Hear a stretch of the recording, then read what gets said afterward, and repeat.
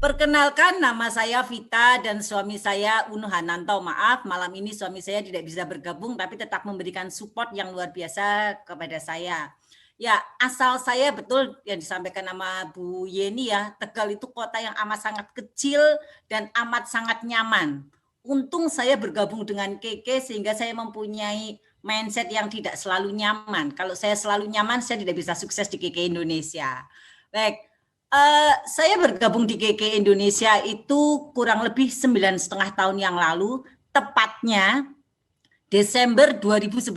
Ya, Desember 2011 itu saya bergabung di KK Indonesia karena sering di-broadcast oleh teman SMP saya, Ibu Lisa yang sekarang juga jadi upline. Setiap hari itu Bu Lisa itu broadcast mengenai nates. Ya, kalau tadi dari testimoni teman-temannya tadi itu kebanyakan kan KK Lifers ya. Kalau Bu Lisa dulu memberikan saya broadcastnya tentang nates. 3 bulan pertama itu saya cuekin, bahkan saya clear chat. Nah, kan kebangetan banget ya.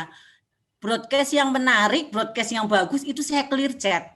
Sampai akhirnya Desember 2011 itu kok saya penasaran ya. Ini apa toh yang di broadcast oleh Bu Lisa. Kemudian saya baca ternyata tentang nates. Nah, saya sendiri itu sangat concern ya mengenai nates. Kemudian saya coba. Nah, ternyata dari KK Indonesia itu memberikan peluang. Sekilas balik sebelum saya bergabung di KK, keluarga kami itu sedang mengalami keterpurukan ekonomi ya, bahkan amat sangat jatuh. Kami satu persatu apa yang kami miliki itu benar-benar kami jual akhirnya. Dari motor kami jual, kemudian mobil kami jual, bahkan tinggal rumah yang kami miliki pun hampir kami jual. Tapi pertolongan Tuhan itu tepat pada waktunya ya. Ketika bulan Desember itu sepertinya Tuhan bilang, ini Vita, kamu tuh saya kirimin KK Indonesia, kenapa kamu cuekin? Nah itu. Kemudian saya baca, saya tertarik. Nah, kemudian saya melihat ini ada suatu peluang. 9,5 tahun saya menjalani KK Indonesia itu mengalami suatu proses ya, dan ini proses ini pernah saya sharingkan di Zoom grupnya Royal Crown Pak Joshua.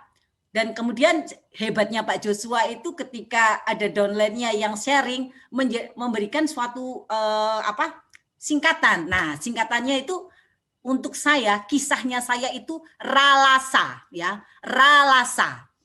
Ra itu adalah cara. Nah, ada apa dengan cara? Ketika saya bergabung di KK Indonesia, itu kondisinya upline saya ada di luar kota. Upline saya di luar kota dan di Tegal belum ada KK Indonesia.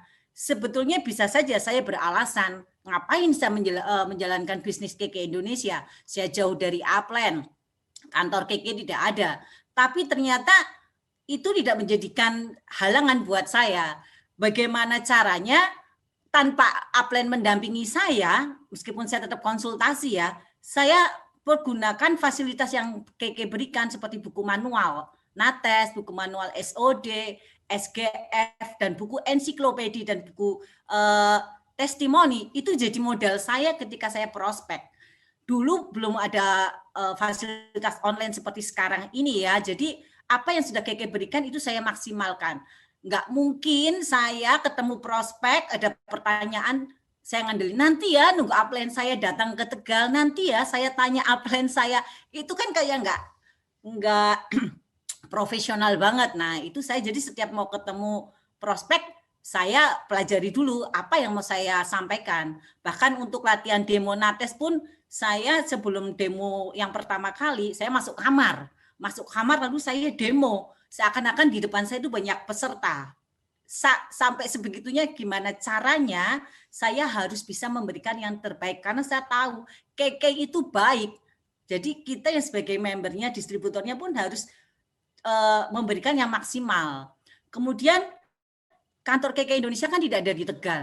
Saya harus order ke Semarang, Cirebon, Solo, Jogja.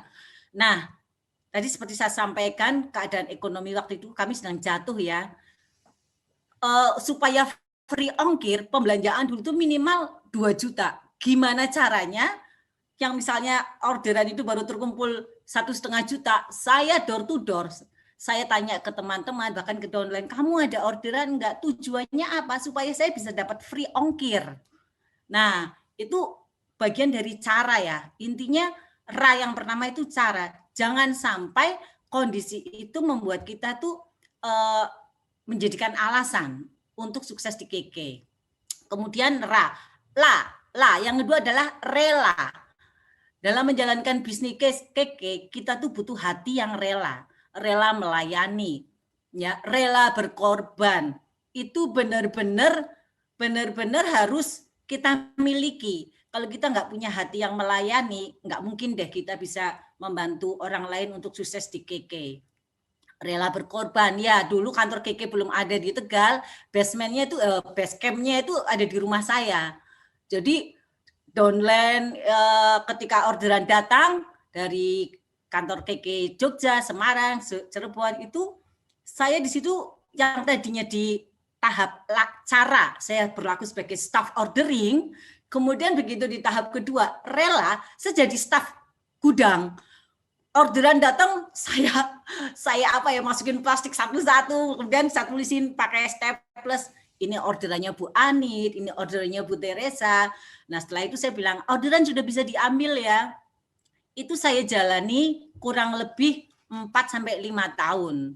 Nah, kemudian setelah saya langkah cara, tahap cara dan tahap rela, itu menurut saya itu kondisi yang tidak ideal untuk bisa sukses di KK. Saat itu saya merasa seperti itu. Tapi ternyata Tuhan memberikan pertolongan tepat pada waktunya.